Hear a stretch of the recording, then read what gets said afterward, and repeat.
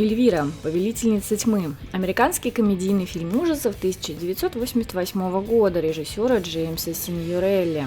В написании сценария участвовали помимо самой Кассандры Питерсон, Джон Парагон и Сэм Иган. В нем Кассандра Питерсон играет Эльвиру, персонажа, ранее известного по телевизионной программе «Жуткий фильм Эльвиры». Картина повествует нам о приключениях эксцентричной мадемуазели, которая хочет открыть свое шоу в Вегасе, но у нее не хватает деньжат. По счастливому для нее стечению обстоятельств у нее умирает тетушка, которая оставляет Эльвире наследство. И та, недолго думая, отправляется за причитающимся ей по закону богатством. Если вы ищете в этом какой-то смысл, не ищите. Это фильм просто для души, как и сам персонаж. Через почти 13 лет перерыва и работы над воздвижением персонажа на пьедестал славы, Кассандра решается сделать ремейк, который откровенно проигрывает первому фильму, а жаль. По сюжету она путешествует по Карпатам и попадает в заложники к только что потерявшему жену графу Владимиру. Несмотря ни на что, слава Эльвиры не утихает и по сей день. Она активно участвует в различных фестивалях и ивентах, а в следующем 2023 году первому фильму исполняется 35 лет.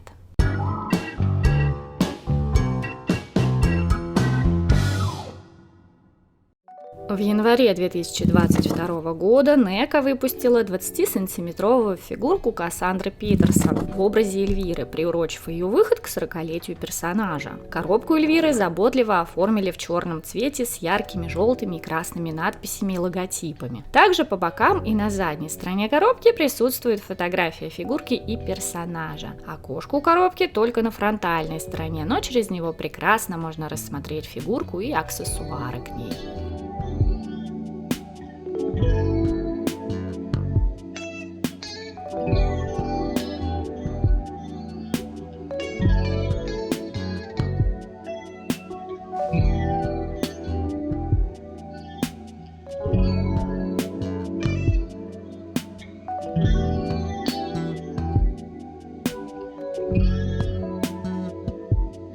Помимо коробки, дополнительно все упаковано в блистер. Сама фигурка в ней закреплена специальной пластиковой скрепкой. В коробке, помимо непосредственно фигурки, вы найдете дополнительную голову с подмигивающим лицом,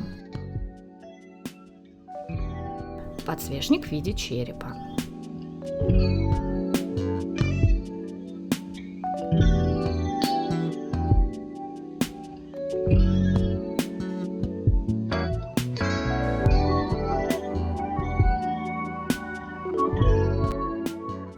золотой кубок с зеленым дымком, украшенный камнями,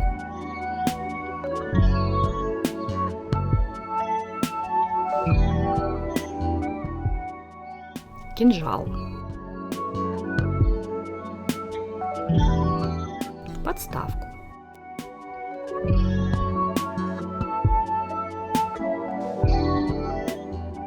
сама фигурка имеет множество точек артикуляции, начиная от шеи и заканчивая щиколотками. Подвижность некоторых невелика, но сесть на шпагат, как и положено героине, она вполне может.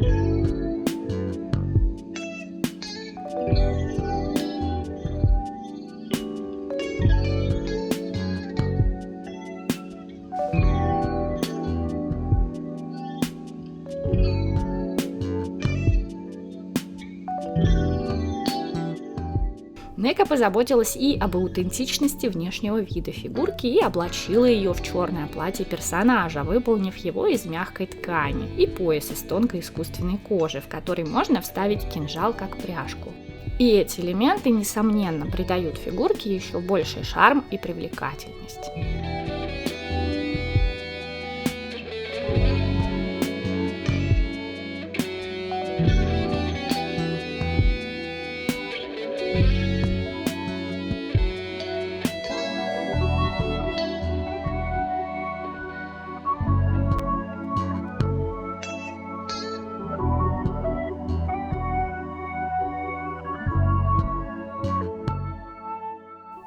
Всем привет, с вами Ларри. Вы только что посмотрели распаковку фигурки Эльвира, Повелительницы Тьмы от компании NECA. Не забудь поставить лайк, если понравилось.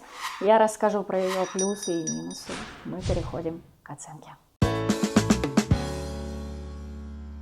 Пожалуй, в этот раз я начну с плюсиков и того, ради чего эту фигурку стоит купить себе в коллекцию. И это наличие подставки. Почему я говорю наличие? Потому что NECA не свойственно давать подставки своим фигуркам, а тут она есть, пусть и даже самая простенькая. Прям бальзам на душу. Также для NECA очень хорошо сделано лицо и волосы. Да, они пластиковые, но вот так смотришь, и эти волосинки, они создают впечатление некой натуральности. Весьма симпатично. Платьюшко из тканюшки.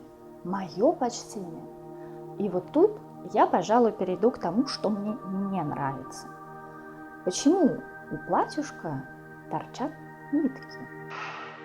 Прям Китаем запахло. Суставы у фигурки очень хрупкие, и при этом запасных пегов нет. Опасненько. Уж парочку могли бы вложить. Ну и я не совсем поняла фишку с покрашенными ногами.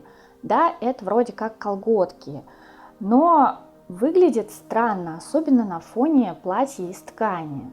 Я пока не могу придумать, что с этим можно было бы сделать, но в таком виде оно меня смущает. Также меня смущает странный набор аксессуаров. Кинжал у нее действительно в фильме был и исполнял роль пряжки, но вот чашу и череп я не припомню. Почему нельзя было дать ей книгу, вокруг которой разворачивалось действие фильма, или собаку, или крысу, в которую превращалась эта собака? Как по мне, было бы интереснее. Но я совсем не помню второй фильм. Возможно, чаша и череп, присутствовали в нем.